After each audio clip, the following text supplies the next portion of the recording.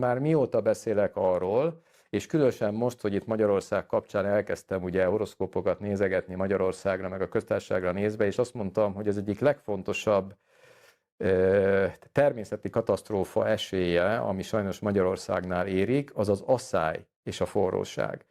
Tehát ez most szerintem fokozódni fog ebben az időszakban, az asszály és a forróság, és ilyen szempontból a száraz szél, meg a tűzveszély is. És már mióta mondom azt, hogy ciklusok óta nincs olyan kormányzat Magyarországon, aki radikálisan kézbe venné ezt az egész vízgazdálkodás, öntözés, vízhiány, szárazság, vízmegtartás kérdését.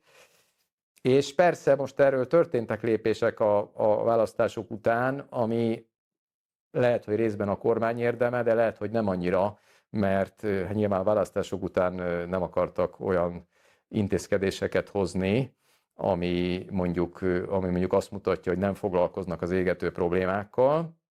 De például erről nem lehet hallani híreket, nem tudom, megfigyeltétek-e.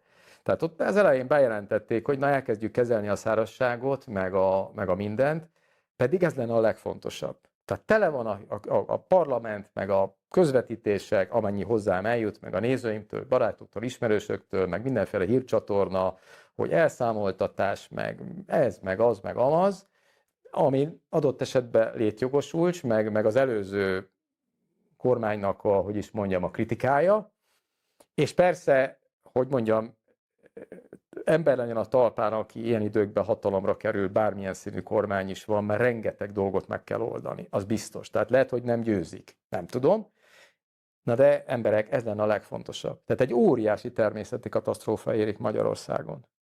És ez most még keményebb lesz idén-nyáron, és csak ez fokozódik. Hát ez az egyik olyan téma, amiről legtöbbet kellene beszélni. És nem csak beszélni, hanem cselekedni, és társadalmi összefogást hozni, mert még nagyobb lesz az asszály, meggyőződésem szerint a forróság, és hát most ennek hagyd nem mondjam, hogy milyen következményei vannak. Már most nyáron.